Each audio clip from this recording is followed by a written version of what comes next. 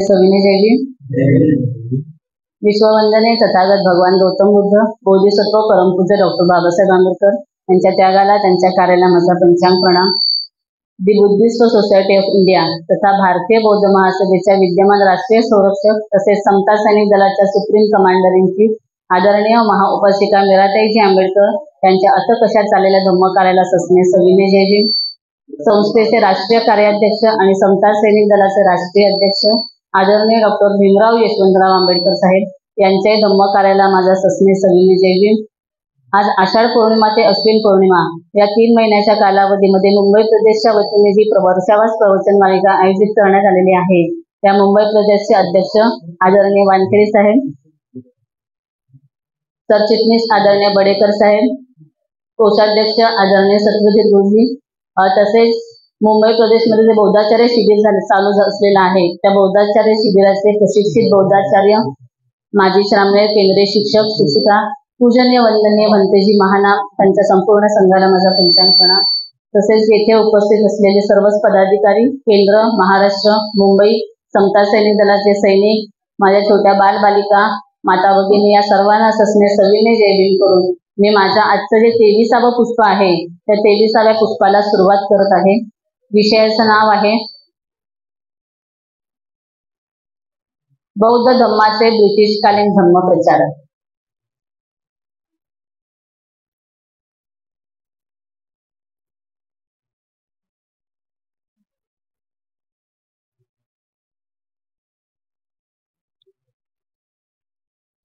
याला सुरुवात करण्यापूर्वी आपल्याला माहित असेल की आपला हा जो धम्म आहे तो 2500 वर्षापूर्वीचा आपला जो धम्म आहे, तो धम्म सर्वात पहिल्याच धम्मचक्र प्रवर्तन केलं असेल ते सम्राट अशोकांनी, त्यानंतर तथागत भगवान गौतम बुद्धांनी आणि आता डॉक्टर बाबासाहेब आंबेडकरांनी 1956 साली आपल्याला जे बुद्ध धम्माच्या ओटीमध्ये आणून टाकलेला आहे तो हा बौद्ध धम्म।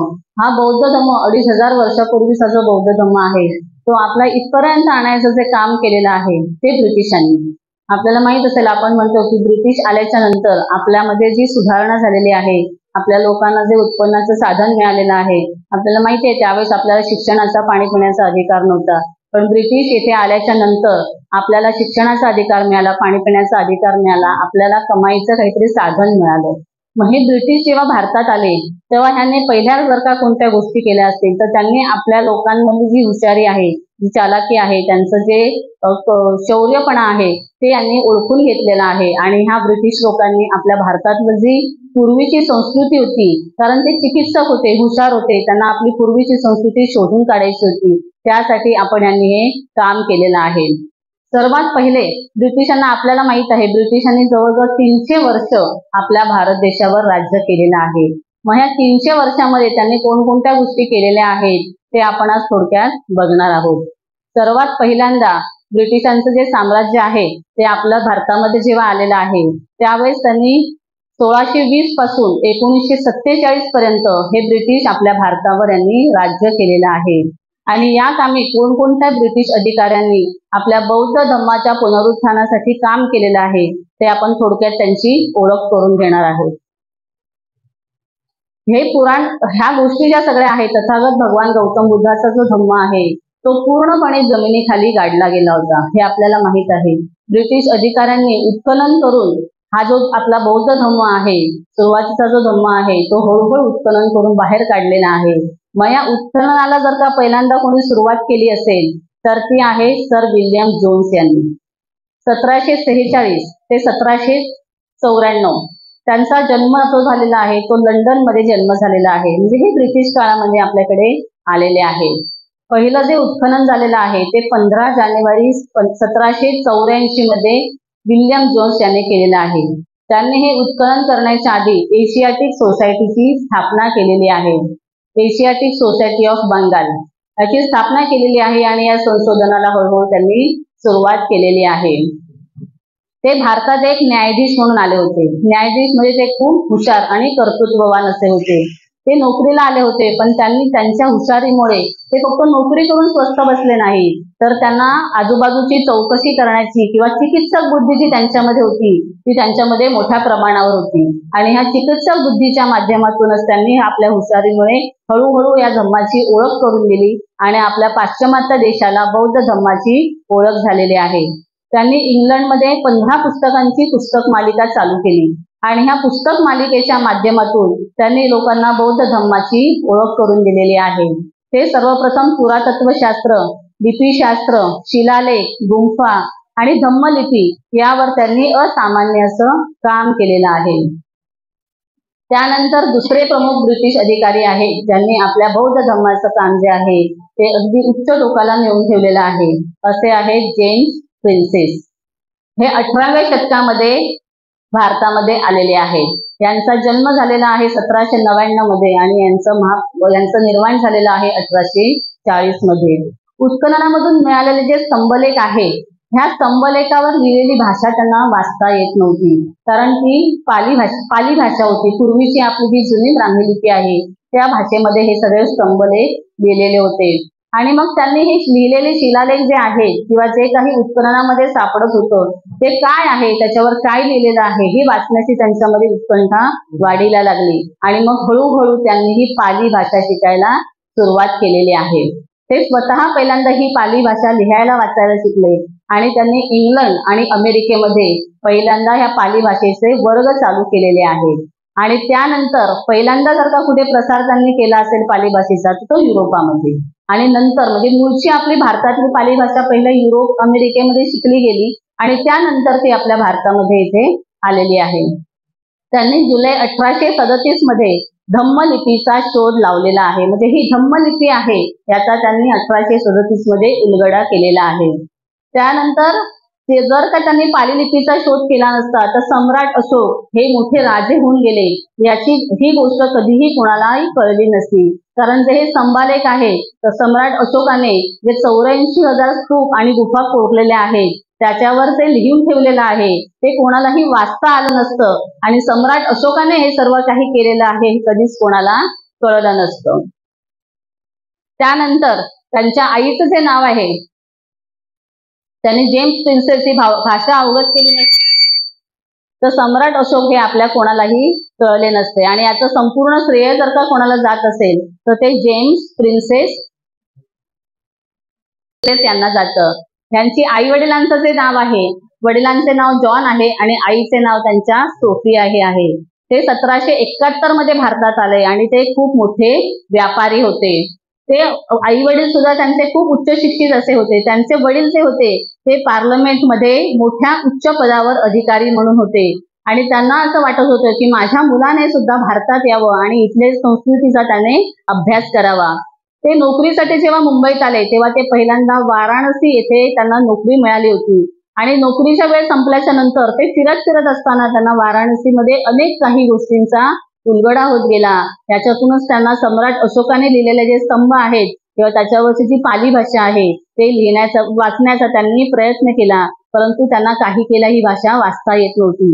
म्हणून हळूहळू ते शिकले आणि ही पाली भाषा त्यांनी स्वतः अवगत केल्याच्या नंतर त्यांना कळलं की हा सम्राट अशोक हा खूप मोठा राजा होऊन गेलेला आहे या भारत भूमीवर आणि त्याने तथागत भगवान गौतम बुद्धांचा धर्म जो आहे तो त्यांनी पुढे आणण्याचा प्रयत्न केलेला आहे.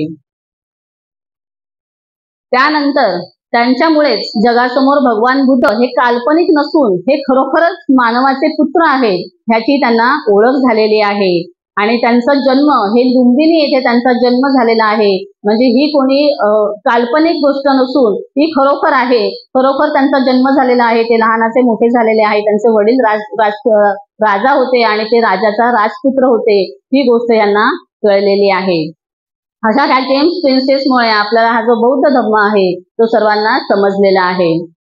त्यानंतर ते पुढचे आहेत जेम्स स्मिथ.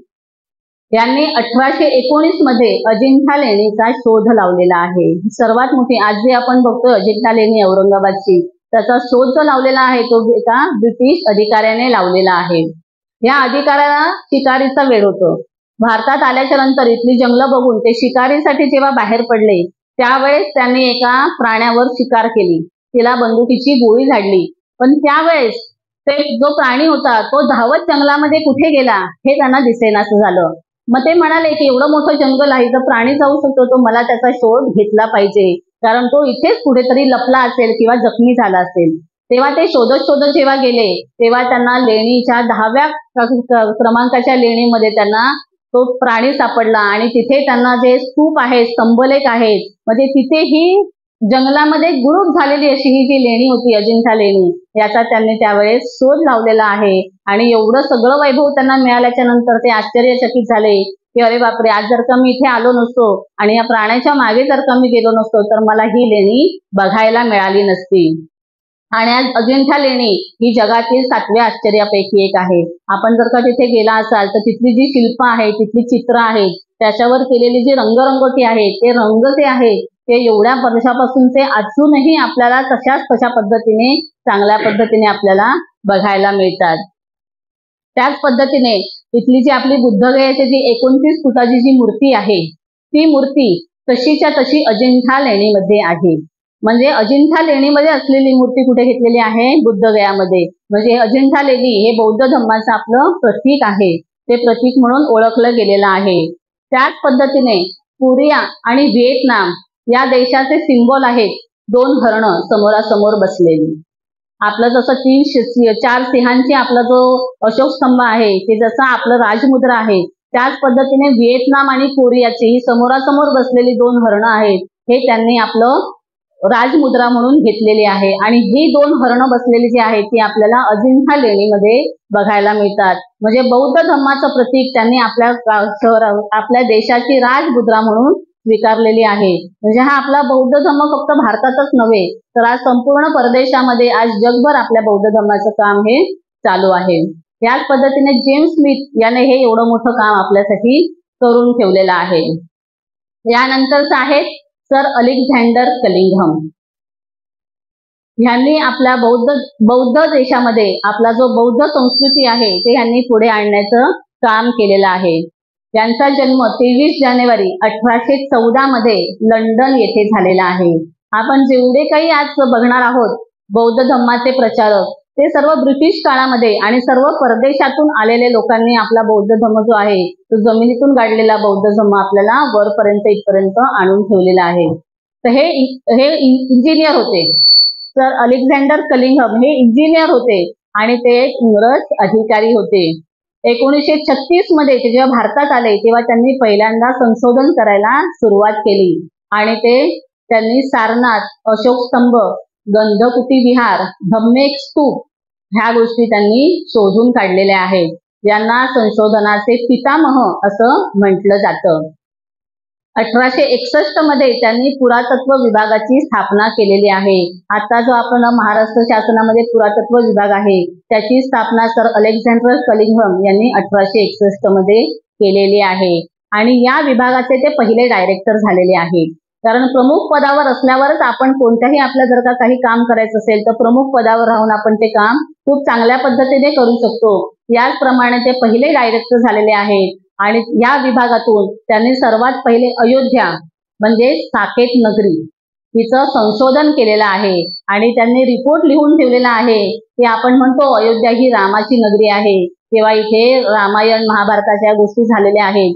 पण जेव्हा त्यांना हे कळलं की हे सर्व काही कपोलकल्पित म्हणजे काल्पनिक गोष्टी आहेत, या इथे त्यांनी जेव्हा खोदकाम करायला सुरुवात केली तेव्हा त्यांना सगळ्याच ठिकाणी संपूर्ण अयोध्या या साकेत नगरीमध्ये त्यांना फक्त तथागत भगवान गौतम बुद्धांचेच अवशेष, धम्मलिपी किंवा स्तंभ, शिलालेख ह्या सगळ्या गोष्टी त्यांना पाहायला मिळालेल्या आहेत. आणि त्यांनी लिहून ठेवलेलं आहे की येथे 100 संघाराम होते. म्हणजे ह्या इथे सर्वात मोठं महाविहार जे आहे ते ह्या इथे आपल्याला पाहायला मिळणार आहे. यानंतर त्यांनी या इथे स्वतः तथागतांनी 100 लोकांना, जे अज्ञान अंधकारामध्ये पिसून गेलेली लोक होती, अज्ञान अंधकारामध्ये गळून गेलेली लोक होती, अशा 100 लोकांना यांनी स्वतः दीक्षा दिलेली आहे. त्यामुळे त्यांचं नाव, तिथल्या जागेचं नाव हे आंदवन असं ठेवलं गेलेलं आहे. मग ही गोष्ट जेव्हा त्यांना कळली, म्हणजे आंधळ्या लोकांना तथागत भगवान गौतम बुद्धांनी डोळस केलेला आहे, त्यांना नवीन दृष्टी दिलेली आहे की तुम्ही ह्या अज्ञान अंधश्रद्धेमध्ये गुरफटून न जाता तथागत भगवान गौतम बुद्धाचा जो विज्ञानावर आधारित धम्म आहे त्या धम्मावर तुम्ही आरूढ व्हा, हे लोकांना सांगितलेलं आहे. त्यामुळे त्या ठिकाणाला आहे आंदवन हे असं नाव दिलेलं आहे. आणि तेथे त्यांनी हे लिहून ठेवलंय की येथे जर का खोदकाम केलं तर येथे महाविहार सापडेल, असं 1861 मध्ये सर अलेक्झांडर कलिंगम यांनी लिहून ठेवलेलं आहे. त्यानंतर 1861 ते 1864 पर्यंत इथे खोदकाम झालेलं आहे. पण त्यानंतर तेथील जे राजे होते, ह्या राजे लोकांना कळून चुकलं की इथे आता बौद्ध धम्माच्या बऱ्याचशा गोष्टी मिळत आहेत. त्यामुळे त्यांनी आपल्या ह्या कामाला पुन्हा आडकाठी आणायला सुरुवात केली आणि आपलं हळूहळू खोदकाम जे होतं ते त्यांनी बंद पाडायला सुरुवात केलेली आहे. यानंतर पुन्हा सर अलेक्झांडर कलिंगम यांनी 1880 मध्ये पुन्हा एकदा या खोदकामाला सुरुवात केली. आणि या खोदकामामधून त्यांनी जसं लिहून ठेवलं होतं 100 तर का इथे संघाराम मिळतील आणि इथे महाविहार मिळेल, त्याच पद्धतीने 1880 मध्ये खोदकामाला सुरुवात केल्याच्या नंतर बुद्धगया, नालंदा, तक्षशिला, सारनाथ, साकेत नगरी या महत्वाच्या ठिकाणाचा शोध त्यामुळे त्या खोदकामामुळे लागलेला आहे. आणि त्याचमुळे सर अलेक्झांडर कलिंगम हे महान असे प्रचारक ठरले गेलेले आहेत. यानंतर आहेत मिस्टर अँड मिसेस रिस डेव्हिस. रिस डेव्हिस यांचा जन्म 15 मे 1843 मध्ये इंग्लंड मध्ये झालेला आहे. आपण बघत असू हे जे काही ब्रिटिश आपल्याला मिळालेले आहेत धम्मप्रचारक, हे सर्व इंग्लंड, अमेरिका, युरोप ह्या देशामधले आहेत. तिथून येऊन त्यांनी हा धम्माचा आपला प्रचार आणि प्रसाराचं काम केलेलं आहे. रिस डेव्हिस यांचा जन्म 27 सप्टेंबर 1857 मध्ये झालेला आहे आणि तो इंग्लंड मध्ये झालेला आहे. ते श्रीलंकेमध्ये असताना ते बौद्ध धम्माच्या प्रचाराचं त्यांचे आई वडील काम करत होते. आणि त्यांची आई जी होती तिचा बौद्ध धम्माकडे सुरुवातीपासून ओढा होता. आणि त्याचमुळे रिस हे दोघही पती पत्नी हळूहळू बौद्ध धम्माकडे वळले गेले. आपलं ख्रिश्चन लोकांचं काम करत असताना किंवा तिथल्या स्थानिक लोकांचं काम करत असताना यांना हळूहळू भिक्खूंशी संपर्क आला, आपल्या भंतेंशी संपर्क आला आणि हळूहळू त्यांच्याशी बोलून चालून त्यांच्यासोबत राहून ते हळूहळू काय झाले आहेत, आपल्या बौद्ध धम्माकडे आकर्षित झालेले आहेत. आणि ह्या दोन्ही पती पत्नींनी बौद्ध धम्माचा दीक्षा घेतलेली आहे आणि स्वतः बौद्ध झालेले आहेत. या माध्यमातून त्यांनी पाली एशियाटिक सोसायटीची स्थापना केलेली आहे. आणि या माध्यमातून त्यांनी पाली आणि सिंहली जी भाषा आहे आपली पूर्वीची ती ते स्वतः पहिल्यांदा शिकलेले आहेत. 1889 मध्ये त्यांनी पालीचा शब्दकोश तयार केलेला आहे. यानंतर पाली टू इंग्लिश यामुळे ब्रिटिशांना पाली भाषा समजलेली आहे. म्हणजे शब्दकोश आहे पालीचा शब्द आणि त्याला जोडून इंग्लिशचा शब्द, म्हणजे आपण जी मराठी इंग्लिश डिक्शनरी वापरतो त्या पद्धतीने त्यांनी ही डिक्शनरी तयार केलेली आहे. त्यामुळे इंग्रजी लोकांना म्हणजे परदेशातील लोकांना पाली भाषा काय आहे हे कळू लागले. आणि या सोसायटीच्या माध्यमातून त्यांनी अनेक असे ग्रंथ प्रकाशित केलेले आहेत. त्यानंतर यांच्या पत्नीने 1889 ते 1942 या दरम्यान धम्मपीठक, विनय पीठक या पाली ग्रंथांचे भाषांतर इंग्रजीमध्ये केलेले आहे. यामुळे या लोकांना बौद्ध धम्म हळूहळू कळू लागलेला आहे. कारण तो पाली भाषेमध्ये होता आणि सर्वांनाच पाली भाषा वाचता येत नव्हती. ह्या भाषांचं जेव्हा भाषांतर केलं गेलं या ग्रंथांचं, त्यावेळेस हळूहळू परदेशी लोकांना ह्या सगळ्या गोष्टी कळू लागल्या बौद्ध धम्माच्या आणि ते परदेशातील लोक बौद्ध धम्माकडे हळूहळू वळू लागले. यानंतर इंग्लंड, अमेरिका, रशिया तसेच अनेक परदेशी लोकांना हळूहळू बौद्ध धम्माची ओळख होऊ लागली. यानंतरचे आहेत अनागरिक धम्मपाल. आपण सर्वच जण त्यांना ऐकतो, वाचतो. यांचा जन्म जो झालेला आहे तो आहे 17 सप्टेंबर 1864 मध्ये. श्रीलंकेमध्ये यांचा जन्म झालेला आहे आणि त्यांचा जन्म हा एका श्रीमंत कुटुंबामध्ये झालेला आहे. हे जेवढे काही आपण धम्मप्रचारक बघणार आहोत सर्व परदेशी आहेत आणि श्रीमंत कुटुंबातील आहेत. ते नोकरी निमित्ताने, शिक्षणाच्या निमित्ताने भारतात आलेले आहेत आणि त्यांनी गाडला गेलेला बौद्ध धम्म पुन्हा वरती आणलेला आहे. त्यानंतर त्यांचे आई वडील जे आहेत त्यांच्या वडिलांचं नाव आहे डॉन डेव्हिस आणि त्यांच्या आईचं नाव आहे मल्लिका धर्मगुणरत्ने. अनागरिक धम्मपाल हे जागतिक बौद्ध धम्माचे प्रचारक होते. त्यांनी पूर्णपणे हा जो धम्म आहे तो पूर्ण जगापर्यंत पोहोचवलेला आहे. वयाच्या 9व्या वर्षी त्यांनी आई वडिलांनी श्रीलंकेत थिओसॉफिकल सोसायटीची स्थापना केलेली आहे आणि तेथील जी स्थानिक लोक होती त्यांच्या ज्या काही अडीअडचणी आहेत, त्यांच्यावर जे काही जुलूम जबरदस्तीचे कारनामे केले जात होते राजाकडून इतर लोकांकडून, त्यांचे सोडवणूक करण्यासाठी तेही आई वडील काम करत होते आणि त्यासाठी त्यांनी या एशियाटिक सोसायटीची स्थापना केली होती. आणि त्यांच्या आईचा जो ओढा होता तो त्यांचा बौद्ध धम्माकडे हळूहळू जाऊ लागला. त्यांची सर्वात पहिल्यांदा जी भेट आहे ती बनते सुमंगल थेरो यांच्याशी झालेली आहे आणि ते बौद्ध धम्माकडे ओढले गेलेले आहेत. वयाच्या 20व्या वर्षापर्यंत नागरिक धम्मपाल यांनी हळूहळू धम्म कार्य करण्यासाठी सुरुवात केलेली आहे. जो काही बौद्ध धम्माचा थोडाफार त्यांना अभ्यास होता किंवा ज्या गोष्टी माहीत होत्या ते हळूहळू ते रुजवण्याचं काम करत होते. त्यानंतर 1891 मध्ये ते पहिल्यांदा भारतात आले. 1891 आपल्या सर्वांना माहित आहे, बोधिसत्व डॉक्टर बाबासाहेब आंबेडकरांचं जन्माचं वर्ष जे आहे ते 1891 आहे आणि त्याच दरम्यान हे अनागरिक धम्मपाल हे सुद्धा भारतात आलेले आहेत बौद्ध धम्म शोधून काढण्यासाठी. आणि ते जेव्हा भारतात आले अनागरिक धम्मपाल, तेव्हा ते त्यांच्यासोबत 2 शिष्यांना घेऊन आलेले आहेत. एकाचं नाव आहे चंद्रा आणि एकाचं नाव आहे सूर्या. ते 2 सामनेर शिष्यांना ते सोबत घेऊन आलेले आहेत. आणि ते जेव्हा बुद्धगया येथे गेलेले आहेत तेव्हा ते तेथील महंतांना भेटलेले आहेत. कारण आपल्याला माहिती आहे बुद्धगया तेव्हा जमिनीखाली गाडली गेलेली होती आणि तिथे ब्राह्मणांचं आणि महंतांचं राज्य होतं. त्यांनी आपला सगळा जो प्रदेश आहे तो काबीज केलेला होता आणि तिथे ज्या गोष्टी व्हायला नको आहेत त्या सर्व गोष्टी तिथे होत होत्या. तेव्हा ह्या सर्व पंडितांनी आपल्या बुद्धगया येथे कब्जा केलेला होता. ब्रह्मदेश येथील राजाने पहिल्यांदा बुद्धगया येथे 2 भिक्षू पाठवून दिले आणि त्यांना सांगितलं की हे जे विहार आहेत किंवा इथले जे स्तंभलेख आहेत त्या ठिकाणाची तुम्ही डागडुजी करा आणि तेथील साफसफाई करा आणि तिथल्या लोकांना अटकाव करा की हे ज्या गोष्टी चुकीच्या गोष्टी ज्या चाललेल्या आहेत, अंधश्रद्धेचे जे तुम्ही पगडा चालवलेला आहे तो हळूहळू इथून बाहेर काढा, कारण हे बौद्ध विहार आहे, इथे बौद्धांचीही जागा आहे. तथागत भगवान गौतम बुद्ध येथे स्वतः येऊन गेलेले आहेत. पण त्या 2 जे शिष्य होते त्यांनी हळूहळू हे काम करण्यासाठी भारतात आल्यावर ते तरी किती राहतील म्हणून त्यांनी विचार केला की आपण थोडे दिवस इथे राहायचं आहे, त्यानंतर इथली व्यवस्था करण्यासाठी आपण एखादा माणूस ठेवू आणि पुन्हा आपण आपल्या परदेशी निघून जाऊ. तसेच ते चंद्र आणि सूर्या या दोघांनी जेव्हा हे पाहिलं तेव्हा त्याने एका माणसाला तिथे ठेवलं की तुम्ही इथे राहा आणि इथे रोजची दिवाबत्ती रोजची साफसफाई करण्याचं काम करा. त्या माणसालाही भरपूर पैसे मिळू लागले कारण परदेशातून त्यांना जी येणारी रक्कम होती ती घेऊन त्याने काय केलेलं आहे, तिथली आजूबाजूची जमीन स्वतः विकत घेतलेली आहे आणि आपला स्वतःचा तिथे एक मठ घेतलेला आहे. आणि तो मठ आजही आपल्याला बुद्धगया येथे गेल्यानंतर बघायला मिळतो. तो महाबोधी विहाराच्या पूर्वेला निरंजना नदीच्या काठी त्यांनी स्वतःचा मठ बांधलेला आहे जागा घेऊन.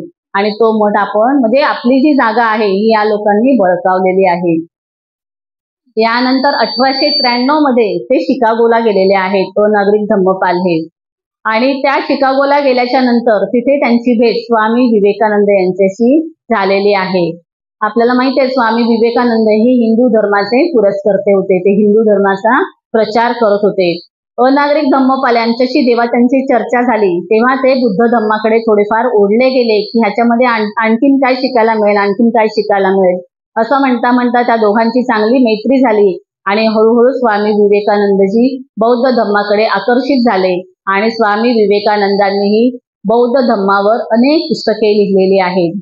आपल्याला माहित आहे की जर का बौद्ध धम्माकडे गेल्यानंतर त्यावेळेसच्या बृहद्रथ पुष्पमित्र शुंगाने तेव्हा आपला बौद्ध धम्म उदयाला येत होता तेव्हा त्याने आपले जे भंतेजी होते, जे आपले भिक्षुगण होते त्यांची डोकं म्हणजे शिर कापून आणण्यासाठी आणि जे शिर कापून आणेल त्यांना 1200 दिनार सोन्याच्या 1200 मोहरा दिल्या जायच्या ह्या गोष्टी सांगितल्या होत्या. त्यामुळे आपले जे भिक्षू आहेत, आपले जे बौद्ध लोक आहेत ते बरेचसे आपले भंतेजी बाहेर परदेशामध्ये जिथे कुठे त्यांना जायला जागा मिळेल त्या ठिकाणी लपून गेलेले आहेत. त्याच पद्धतीने स्वामी विवेकानंदांनी सुद्धा जेव्हा बौद्ध धम्माचं काम करायला सुरुवात केलेली आहे तेव्हा त्यांनी समाधी घेतली असं सांगून त्यांना सुद्धा त्या आपल्या मार्गातून त्यांनी बाजूला केलेलं आहे.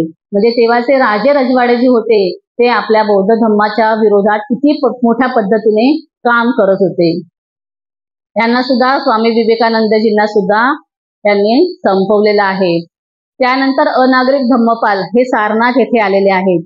त्यांनी मूलगंध कुटी विहार बांधलेलं आहे आणि ते संपूर्ण जगभर फिरलेले आहेत. त्यांनी स्वतः बौद्ध धम्माची दीक्षा घेतलेली आहे आणि त्यांनी स्वतः चिवर परिधान केलेला आहे.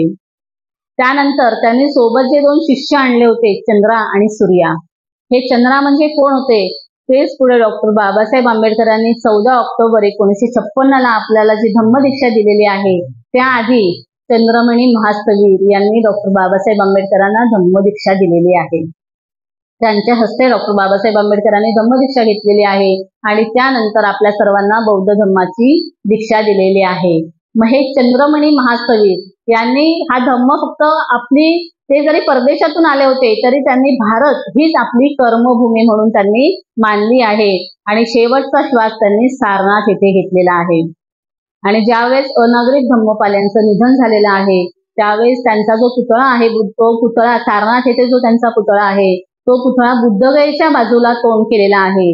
म्हणजे त्यांनी सांगितलेलं आहे की शेवटपर्यंत मी हा बौद्ध धम्माशी पायीक राहणार आहे. मला जेवढं काही काम करता येईल ते मी हा बौद्ध धम्मासाठी करणार आहे, असे हे अनागरिक धम्मपाल. यानंतर आहेत थॉमस लॉ. 1756 ते 1834 हा त्यांचा कार्यकाल आहे. ते पुराण वस्तू संशोधक होते. 1770 मध्ये ते कारकून म्हणून ब्रिटिश ईस्ट इंडिया कंपनीमध्ये नोकरीला लागले होते. मुलकी अधिकारी बनून ते बुद्धगया येथील बिहार जिल्ह्याचे ते कलेक्टर बनले आणि बुद्धगयामध्ये स्तंभांच्या लेखांचा जो अभ्यास चालू झालेला होता त्या कामी त्यांना जॉन हेरिंग्टन यांनी जुन्या गुफांचा, लेण्यांचा आणि शिलालेखांचा शोध घेण्यास सुरुवात केली. या थॉमस लॉ यांनी बऱ्याचशा गुंफांचा आणि शिलालेखांचा शोध त्या दरम्यान घेतलेला आहे, कारण ते कलेक्टर असल्यामुळे कोणत्याही ज्या गोष्टी आहेत त्यांच्या हाताखालच्या लोकांना सांगून ते करून घेत होते. त्यानंतर आहेत पूज्य भदंत आनंद कौशल्य. आपल्याला माहिती आहे आजही आपण त्यांना वंदन करत असतो नेहमी. भदंत आनंद कौशल्य यांनी आपल्यासाठी बौद्ध धम्मासाठी पुष्कळ असं काम केलेलं आहे. ते स्वतः डॉक्टर आहेत, डॉक्टर भदंत आनंद कौशल्य. यांचा जन्म जो झालेला आहे तो 5 जानेवारी 1905 पंजाब येथील अंबाला येथे त्यांचा जन्म झालेला आहे. पंजाब प्रांतातील मोहाली जवळ सोहना नावच्या खत्री कुटुंबामध्ये यांचा जन्म झालेला आहे. ते लहानपणाचं त्यांचं नाव जे आहे ते हरिनाम असं आहे. ते महान विचारवंत आणि पाली भाषेतील तज्ज्ञ होते. त्यांनी 27 पुस्तके लिहिली आहेत. बाबासाहेब आणि महापंडित राहुल सकृतायन यांचा त्यांच्यावर खूप मोठा प्रभाव होता. त्यांनी पालीचा हिंदी शब्दकोश त्यांनी स्वतः पहिल्यांदा लिहिलेला आहे आणि पाली भाषेचे व्याकरण त्यांनी दिलेले आहे. अनेक पाली भाषेतील पुस्तकांचे हिंदी भाषांतर त्यांनी केलेलं आहे. डॉक्टर बाबासाहेब आंबेडकरांना हे स्वतः राजगृह आपलं दादर पूर्वेला आपलं गोकुळदास पास्ताला हिंदू कॉलनीमध्ये जे आपलं राजगृह आहे त्या राजगृहामध्ये ते स्वतः डॉक्टर बाबासाहेब आंबेडकरांना 1935 मध्ये त्यांना भेटलेले आहेत. त्यानंतर त्यांनी बुद्ध अँड हिज धम्म हे जे डॉक्टर बाबासाहेब आंबेडकरांनी आपल्याला इंग्रजी जो ग्रंथ दिलेला आहे त्यांचं ग्रंथाचं हिंदीमध्ये आणि पंजाबीमध्ये जर का पहिल्यांदा कोणी रूपांतर केलेलं असेल तर डॉक्टर भदंत आनंद कौशल्यायन यांनी केलेलं आहे. आणि ते फक्त भाषांतरितच नाही केला तर त्याच्या खाली त्यांनी संदर्भही दिलेले आहेत. म्हणजे तो ग्रंथ वाचणाऱ्याला कोणत्याही गोष्टीची अडचण येता कामा नये किंवा कोणतीही गोष्ट राहून जाता कामा नये, त्यामुळेच त्यांनी हे संदर्भ दिलेला आहे. आणि 1861 मध्ये त्यांनी हा ग्रंथ स्वतः प्रकाशित केलेला आहे. त्यानंतर आहेत कृष्णाजी अर्जुन केळुस्कर. आपल्याला माहिती आहे डॉक्टर बाबासाहेब आंबेडकर जेव्हा मॅट्रिक पास झाले त्यावेळेस त्यांचा सत्कार केलेला होता आणि त्यांचा सत्काराच्या वेळेस केळुस्कर गुरुजींनी त्यांना भगवान बुद्धांचं चरित्र भेट दिलेलं होतं.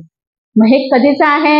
त्यांचा जन्म आहे 20 ऑगस्ट 1860 मध्ये, म्हणजे ब्रिटिशांच्या वेळेस त्यांचा जन्म झालेला आहे आणि त्यांचं निधन झालेलं आहे 14 ऑक्टोबर 1934 मध्ये. केळुस्कर गुरुजी हे सिंधुदुर्ग जिल्ह्यातील वेंगुर्ला गावातील केळूस या गावी त्यांचा जन्म झालेला आहे.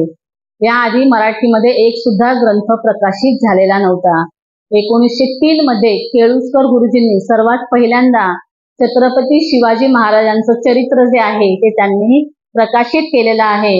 जवळजवळ मला वाटतं 600 पानांचा हा ग्रंथ आहे, तो त्यांनी स्वतः प्रकाशित केलेला आहे, स्वतः लिहून प्रकाशित केलेला आहे.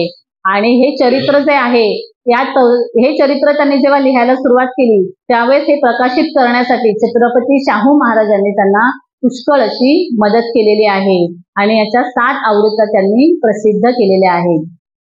आणि डॉक्टर बाबासाहेब आंबेडकरांच्या मनामध्ये जर का तथागत भगवान गौतम बुद्धांची ज्योत जर का सर्वप्रथम कोणी पेटवली असेल तर ती केळुस्कर गुरुजींनी.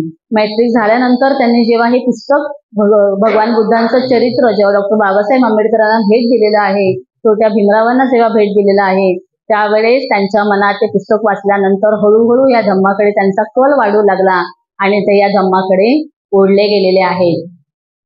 यानंतर आहेत धर्मानंद कोसंबी. धर्मानंद कोसंबी हे 9 ऑक्टोबर 1876 मध्ये त्यांचा जन्म झालेला आहे. बौद्ध धम्माच्या पाली भाषेचे ते अभ्यासक होते. त्यांनी श्रीलंकेमध्ये जाऊन बौद्ध धम्म आणि पाली भाषेचा अभ्यास केलेला आहे. त्याच पद्धतीने म्यानमार म्हणजे ब्रह्म देशात जाऊन त्यांनी ब्राह्मी भाषेतील बौद्ध साहित्याचा तौलानिक अभ्यास केला आणि त्यांनी 15 ग्रंथ आहेत ते स्वतः लिहिलेले आहेत आणि बौद्ध धम्माच्या प्रचार आणि प्रसाराचे त्यांनी काम केलेले आहे. त्यानंतर आहेत पूज्य भंते चंद्रमणी महास्तवीर.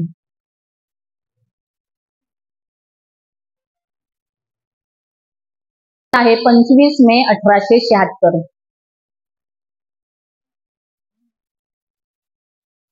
25 मे 1876 वैशाख पौर्णिमेच्या 6व्या दिवशी. त्यामुळे अजूनही वैशाख पौर्णिमा झाली की 6 दिवसांनी त्यांचा जन्मोत्सव सगळीकडे साजरा केला जातो. कुशीनगर येथे पालीची त्यांनी पाठशाळा सुरू केलेली आहे आणि बुद्धगया येथे त्यांनी बुद्धविहारही बांधलेला आहे. त्याचप्रमाणे नेपाळची धम्मयात्रा हा ग्रंथ त्यांनी लिहायला सुरुवात केलेली आहे आणि अनेक अशी समाज उपयोगी कामे त्यांनी केलेली आहेत. त्याच पद्धतीने 14 ऑक्टोबर 1956 रोजी डॉक्टर बाबासाहेब आंबेडकरांना त्यांनी नागपूर येथे धम्मदीक्षा सुद्धा दिलेली आहे. असे हे चंद्रमणी महास्तवीर. मगाशी जसं मी तुम्हाला सांगितलं आधीच्या ह्याच्यामध्ये की हे जे 2 शिष्य आले होते ते चंद्र आणि सूर्य, त्यातले हे चंद्रमणी महास्तवीर यांनी बौद्ध धम्मासाठी खूप मोठं असं काम करून ठेवलेलं आहे आणि शेवटपर्यंत ते या कामामध्ये व्यस्त राहिलेले आहेत. यानंतर आहेत थॉमस लॉ. हे पुराण वस्तू संशोधक आहेत. 1756 ते 1834 हा त्यांचा कालावधी आहे. थॉमस लॉ जे आहेत ते 1770 मध्ये कारकून म्हणून ब्रिटिश ईस्ट इंडिया कंपनीमध्ये ते नोकरीला लागलेले आहेत आणि मुलकी अधिकारी बनून त्यांनी गया येथे बिहारमधील जिल्ह्यामध्ये ते कलेक्टर बनलेले आहेत आणि त्यांनी अनेक शिलालेखांचा शोध घेण्यास सुरुवात केलेली आहे. त्यानंतर ते पुढचे आहेत कर्नल कॉलिन मॅकेन्झी. 1754 ते 1821. कर्नल कॉलिन मॅकेन्झी 1754 ते 1821. स्कॉटलंड येथील पुरातत्व शास्त्रज्ञ यांनी 1797 साली अमरापूर म्हणजे अमरावती, आंध्र प्रदेशातील अमरावती येथे प्राचीन स्तूपांचा शोध लावलेला आहे. नक्षीदार कलाकुसर असलेले शिलाखंड त्यांनी उत्खननातून बाहेर काढलेले आहेत आणि त्याच पद्धतीने सारनाथ येथील बौद्ध स्मारकाप्रमाणे वैभवशाली व सर्वोत्तम असे हे अमरावती हे बौद्ध स्मारक आहे हे त्यांनी सिद्ध केलेलं आहे. तसेच धम्मचक्र, स्तंभ, भिक्षूंचा, शिल्पांचा सुसंगत अभ्यास त्यांनी एकाच वेळेस सुरू केलेला आहे. त्याच पद्धतीने 1816 मध्ये भारतातील गुंफा, लेणी, शिलाखंड, स्तंभावर एकाच पद्धतीची जी लिपी लिहिलेली आहे ती कशी काय ओळखायची किंवा ती कशी वाचायची त्यासाठी त्यांनी हे जगाला सांगणारा हा पुरातत्ववेत्ता बौद्ध धम्मासाठी नितांत असा काम करून गेलेला आहे. म्हणजे त्यांनी वेगवेगळ्या ठिकाणी संपूर्ण भारतामध्ये जे काही शिलालेख मिळालेले आहेत त्याची जी भाषा होती ती एकाच प्रकारची भाषा होती आणि हे सर्व त्यावेळेस सम्राट अशोकांनी सर्व शिलालेख लिहून ठेवलेले होते. त्यांची भाषा ह्या जेव्हा सगळ्या मिळालेल्या आहेत त्यावेळेस त्यांना ह्या सगळ्या गोष्टींचा बोध झालेला आहे. त्यानंतर पुढचे आहेत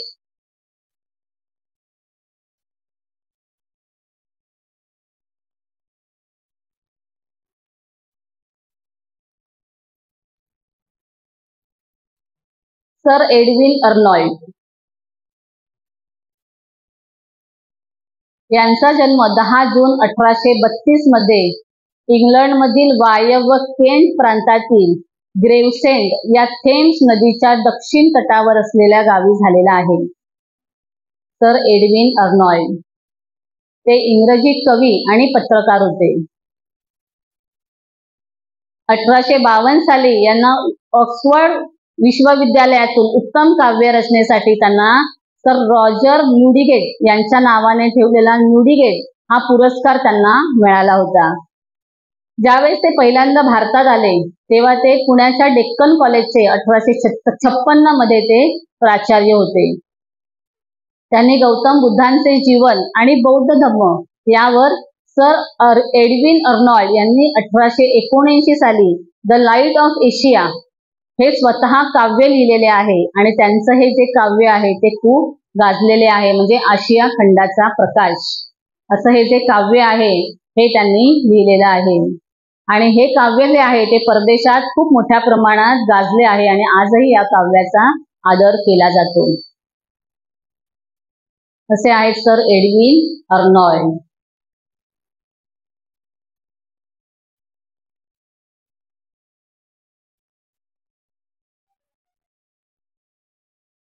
त्यानंतर चिनी प्रवासी ह्वेनसंग. आपल्याला माहिती आहे चिनी प्रवासी ह्वेनसंग हे जेव्हा 6व्या शतकामध्ये जेव्हा भारतात आले त्यावेळेस तेथील बादशहाने चीनच्या राजाने त्यावेळेस आदेश काढला होता की चीन मधून कोणीही बाहेर जाणार नाही आणि बाहेरची कोणतीही व्यक्ती पुन्हा आतमध्ये चीनमध्ये प्रवास करणार नाही. आणि जर का असं कोणी सापडलं चीनच्या बाहेर जाताना किंवा चीनच्या आतमध्ये येताना तर त्यांचा शिरच्छेद केला जावा. त्यावेळेस ह्वेनसंगला जेव्हा बौद्ध धर्माची पाळंमुळ भारतामध्ये आहे हे जेव्हा त्यांना हळूहळू कळायला लागलं तेव्हा त्यांनी निश्चय केला की कोणतीही परिस्थिती आली तरी मला भारतामध्ये जाऊन बौद्ध धर्माचा मला अभ्यास केला पाहिजे आणि तेथील बुद्धाचं मला दर्शन घेतलं पाहिजे. म्हणून यांनी काय केलेलं आहे, त्यांनी दिवसा जर का मी प्रवास केला तर मी मारला जाईल किंवा माझा वध केला जाईल. तर मला प्रवास करायचा आहे रात्रीच्या काळोखात, पण जर का रात्रीच्या वेळेस मी चालत प्रवास केला तर मला सैनिक बघतील आणि माझी रात्रीच्या वेळेस सुद्धा हत्या केली जाईल. म्हणून त्यांनी गुडघ्यावर सरपटत चीन मधून ते बाहेर आलेले आहेत, भारतात आलेले आहेत आणि एवढा पूर्ण प्रवास त्यांनी गुडघ्यावर सरपटत रात्रीच्या वेळेस केलेला आहे. म्हणजे त्यांची बौद्ध धर्माकडे केवढी मोठी ओढ होती हे आपल्याला याच्यावरून दिसतं. ते जेव्हा बुद्धगया येथे गेले त्यावेळेस त्यांनी तथागत भगवान बुद्धांचं जे वज्रासन आहे त्या वज्रासनावर ते जेव्हा डोकं टेकलं त्यांनी तिथे गेल्यानंतर तेव्हा ते अर्धा तास डोकं टेकून तिथे रडत होते. कारण ते एवढे भावनाविवश झाले होते की त्यांनी जो हा प्रवास केला होता चीन मधून भारतात रात्रीच्या वेळेस सरपटण येण्याचा, तो प्रवास त्यांनी तिथे आल्याच्या नंतर त्यांचं ते जो त्रास होता तो त्यांचा पूर्णपणे त्रास नाहीसा झालेला आहे आणि त्यामुळे ते तिथे रडत होते की मी ह्याच्या आधी का येथे आलो नाही, मी या भारतामध्ये आधी का पोहोचलो नाही. आणि हे जे वज्रासन आहे आज त्याला सोन्याचा वरख लावलेला आहे. हे 6x3 6 फूट लांब 3 फूट रुंद आणि 1.5 फूट उंचीचं असं हे वज्रासन आहे. आणि याला आता आपण जर का बघितलं असेल बुद्धगयाला गेल्यानंतर तर आपल्याला तिथे सोन्याचा वरख लावलेला आपल्याला इथे पाहायला मिळतो. असे हे आपले जे बौद्ध धर्माचे जे प्रचारक आहेत, हा ब्रिटिश जर का आज भारतात आले नसते तर आपल्याला हा बौद्ध धर्म कधीही कळला नसता, तो पुन्हा जमिनीतून बाहेर आला नसता.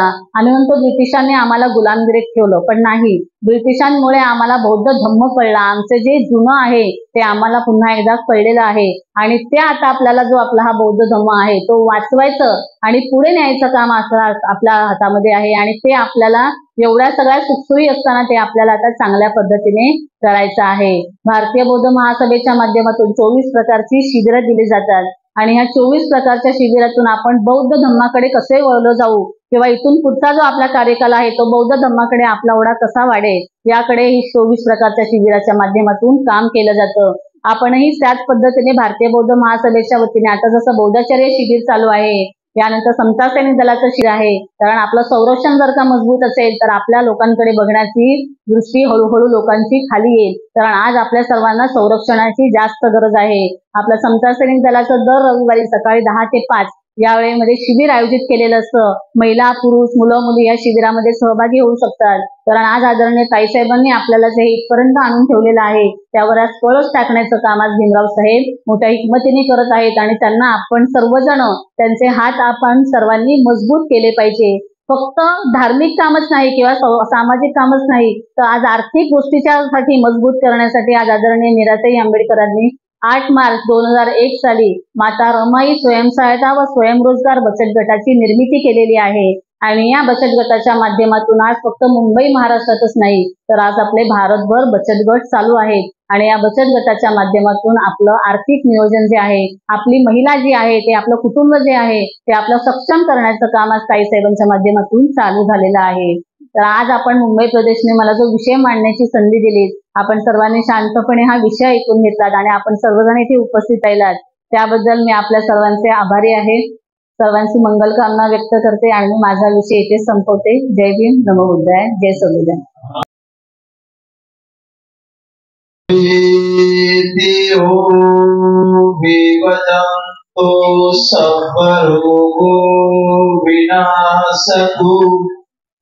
माते भवन्तन्तरायो सुखी दीर्घायुको भव. अभिवादनशीलश्च नित्यावतापचायिनो चत्वारो धम्मा वदन्ति आयुवन्नं सुखं बलन्ति. इच्छितं पथितं तुयं चित्तमेव समीजतु. सभे पुरन्तु चित्तसङ्कल्पा चन्दोपन्नरसो यथा. आयु आरोग्य सम्पत्ति सर्वसम्पत्तिमेव च. ततो निर्वाण सम्पत्ति निमिनाते समीजतो.